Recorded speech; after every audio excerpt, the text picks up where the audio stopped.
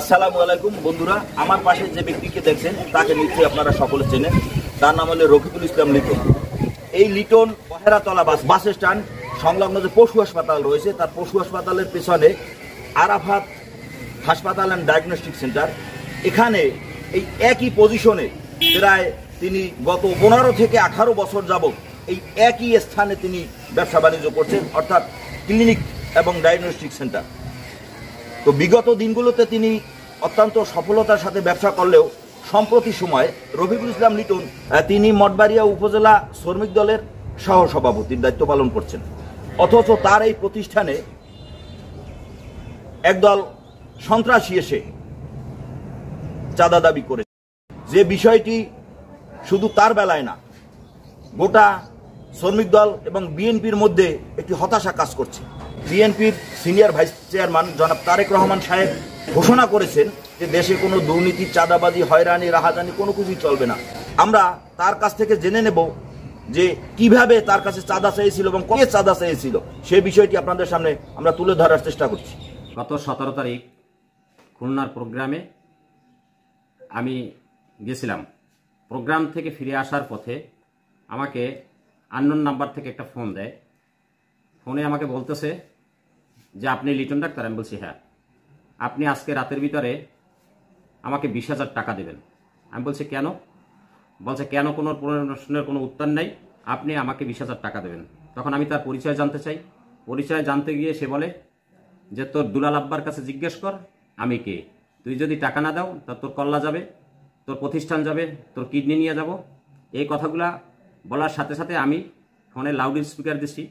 Loud speaker দিয়ে আমার পাশে যে ইলিয়াস ভাই ছিল, বাদল ভাই ছিল, তারপরে মহাসিন ছিল, যারাই আমার গাড়ির ভিতরে ছিল ওদের সবাইকে শুনাইছি। শোনাবার পরে ওরা হতবাক হয়ে গেছে যে ভাই আপনাকে এরকম ফোন দিয়ে এরকম থ্রেট দেওয়ার লোক মঠবাড়িয়া উপজেলায় কে?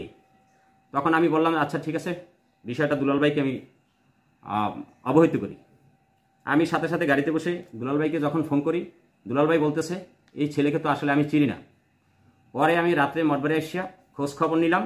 খোঁজ খবর নিয়ে তার বাবার নাম জালাল পণ্ডিত আর এই ছেলের নাম রিয়াদ পণ্ডিত। আমি দুলাল ভাইকে আবার বিষয়টা জানাইলাম।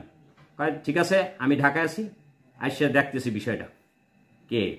এরপরে আমি নাজাতরে ফোন করেছি এই ছেলের ব্যাপারে। নাজাত বলল ভাই ছেলেটা যথেষ্ট বেদক, আপনি একটা আইনের ব্যবস্থা নেন। আমি পিন্টু দফাদারে ফোন করেছি, সে একই কথা বলছে। আমি দুলাল ভাইয়ের বাবুরের রাত্রে 12টার দিকে ফোন করেছি যে ভাই এরকম শুনছি নাকি আপনাদের আত্মীয়। সে বলছে আমাদের কোনো আত্মীয় না, আপনার যা খুশি তাই করেন। পরের দিন 18 তারিখ বিকাল 5টার পরে আমি হাসপাতালে থেকে বের হওয়ার সময় বেশ কিছু পোলাপান নিয়ে আমার হাসপাতালে ঢুকে। তখন আমি একটু সাইড হয়ে রয়েছি, ওরা 7-8টা পোলাপান ভিতরে ঢুকছে। ভিতরে ঢুকিয়া আমাকে খোঁজ করতেছে। আমার ম্যানেজাররা বলতেছে তোর মালিক কোথায়, তোর মালিক কোথায়? তখন আমি তো সামনে আছি, আমি ওরা ইশারা দিছি যে আমার কথা কিছু বলিস না, আমি দেখ ওরা কি বলে। তারপরে আমার রিসেপশনের টেবিলের গ্লাসের উপরে এরকম থাবার দিচ্ছে, থাবরের ছিল আমার গ্লাসটা ফেটে গেছে, এখনো ভাঙা আছে।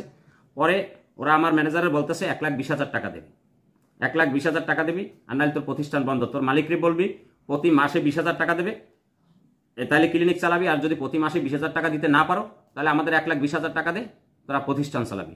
আমি এই কথা বলার পরে আমি দুলাল ভাইকে ফোন করেছি যে ভাই আমি যে কালকে আপনারে জানাইলাম এই ছেলেরা আবার আমার কাছে আসছে। হ্যাঁ ঠিক আছে, বিষয়টা আমি দেখি।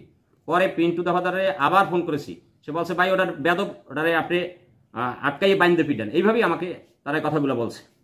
পরে আমি থানায় গিয়েছি। থানায় দেওয়া ওসি স্যারের বিষয়টা আমি বলছি এবং তার বিরুদ্ধে আমি একটা চাঁদাবাজি দরখাস্ত মামলা দিয়েছি।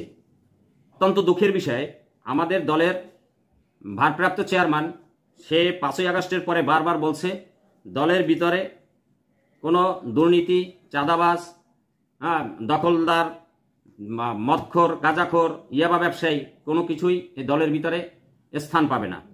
যদি কেউ দলের নাম ভাঙ্গায় এ ধরনের কোনো অপকর্ম করে তার বিরুদ্ধে আইনগত ব্যবস্থা নিতে হবে। সবচেয়ে বড় দুঃখের বিষয় হচ্ছে মঠবাড়িয়া উপজেলায় আজ পর্যন্ত আমাকে এই ধরনের একটা কথা বলার বা আমার কাছে চাঁদা চাওয়ার স্পর্ধা কেউ দেখায় নাই। কিন্তু এইখানে আমি হতবাক হয়ে গেছি। আমি জাতীয়তাবাদী শ্রমিক দলের সিনিয়র সহসভাপতি আমার কাছে চাঁদা চায় এবং আমার হাসপাতালে এসে এই ধরনের আচরণ করে, তাহলে সাধারণ মানুষের অবস্থা কি? আমি আমার উপরস্থ নেতাদেরকেও আমি বিষয়টা অবহিত করেছি, কিন্তু তারা এই বিষয়টা তেমন কোনো গুরুত্ব সহকারে দেখে নাই বিদায় তারা দ্বিতীয়বার আমার হাসপাতালে আসতে সাহস পেয়েছে। কিন্তু আমি এইটার একটা সুষ্ঠু সমাধান চাই, যাতে সাধারণ মানুষের কোনো এই ধরনের কোনো ক্ষয়ক্ষতি না হয়। আমি প্রশাসনের দৃষ্টি আকর্ষণ করে বলছি, তাদের কাছে আমি বিনীতভাবে অনুরোধ করব, আপনারা এই বিষয়টায় দ্রুত আইনগত ব্যবস্থা নিন।